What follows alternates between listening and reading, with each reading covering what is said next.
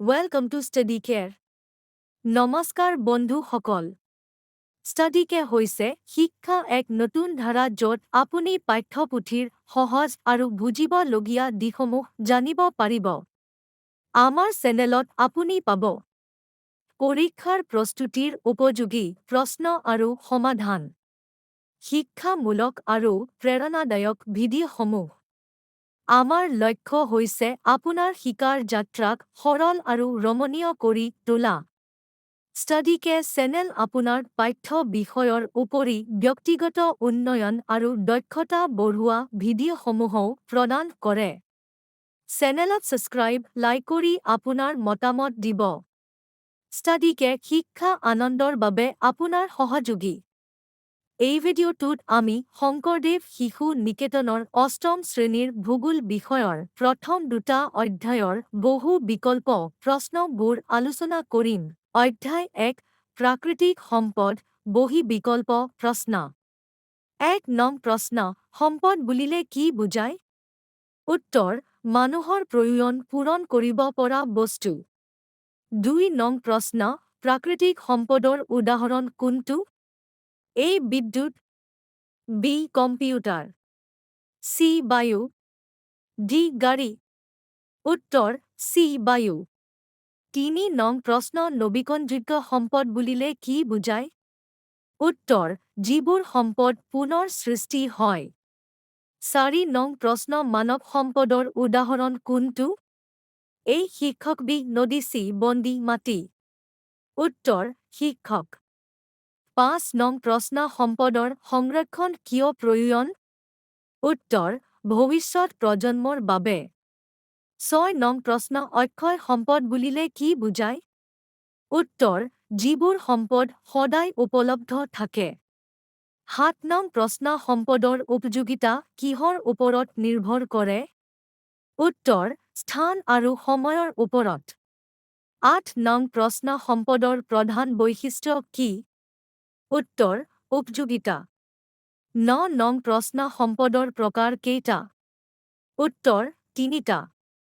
10 নং প্ৰশ্ন মানৱ নিৰ্মিত সম্পদৰ উদাহৰণ কোনটো? A বায়ু, B নদী, C মাটি, D ৰাস্তা। উত্তৰ ৰাস্তা। 11 নং প্ৰশ্ন সম্পদৰ সঠিক ব্যৱহাৰ কাক বোলে? উত্তৰ সম্পদ সংৰক্ষণ বা বহনক্ষম উন্নয়ন হৈছে সম্পদৰ সঠিক ব্যৱহাৰ। 12 নং প্ৰশ্ন সম্পদৰ উন্নয়নত কোনে প্ৰধান ভূমিকা পালন কৰে? A প্ৰকৃতি, B মানুহ, C পশু, D উদ্ভিদ। উত্তৰ মানুহ। 13 নং প্ৰশ্ন সম্পদৰ প্ৰয়োজনীয়তা কিহৰ বাবে হয়? উত্তৰ জীৱন নিৰ্বাহ।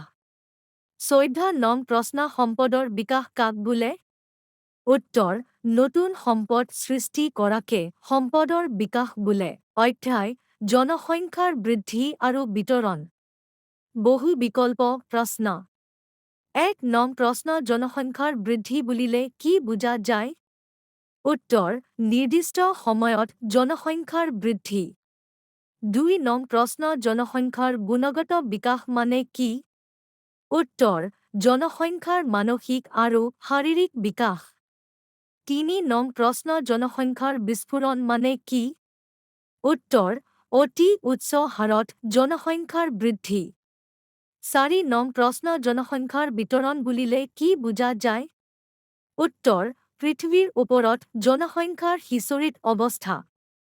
5 নং প্ৰশ্ন জনসংখ্যাৰ বিতৰণৰ ওপৰত প্ৰভাৱ পেলোৱা কাৰকসমূহৰ ভিতৰত কোনটো নহয়?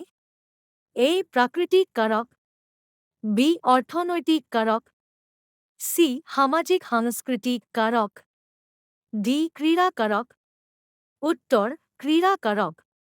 6 নং প্ৰশ্ন জনসংখ্যাৰ ঘনত্ব বুলিলে কি বুজা যায়? উত্তৰ জনসংখ্যাৰ ঘনত্ব বুলিলে প্ৰতি বৰ্গ কিলোমিটাৰত বসবাস কৰা লোকৰ সংখ্যক বুজায়। 7 নং প্ৰশ্ন পৃথিৱীৰ কোন অঞ্চলত জনসংখ্যাৰ ঘনত্ব সৰ্বাধিক?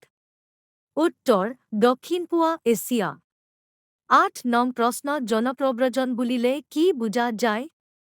উত্তৰ মানুহে এক স্থানৰ পৰা আন স্থানলৈ গতি কৰা কাৰ্যক জনপ্ৰব্ৰজন বুলি কোৱা হয়। নং প্ৰশ্ন জনসংখ্যাৰ বিস্ফোৰণৰ ফলত সৃষ্টি হোৱা সমস্যাবোৰৰ ভিতৰত কোনটো নহয়?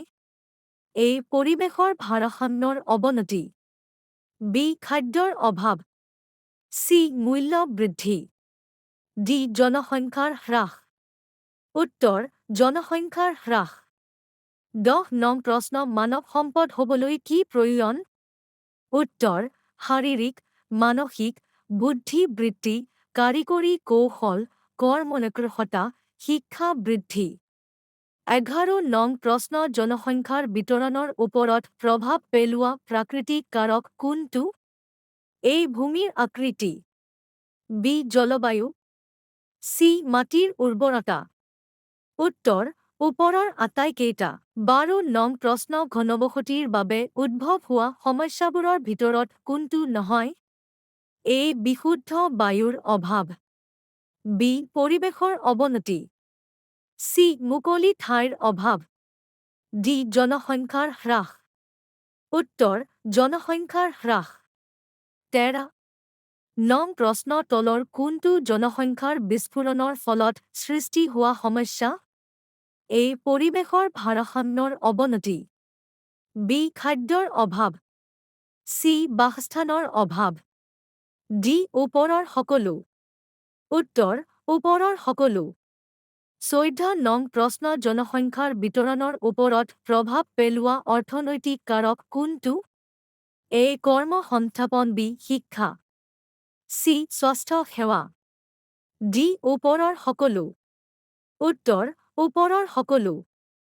15 নং প্ৰশ্ন জনসংখ্যাৰ গুণগত বিকাশৰ বাবে কি প্ৰয়োজন? এ. শিক্ষা। বি. স্বাস্থ্য সেৱা। চি. কৰ্মনিৰ্দেশতা। ডি. ওপৰৰ সকলো।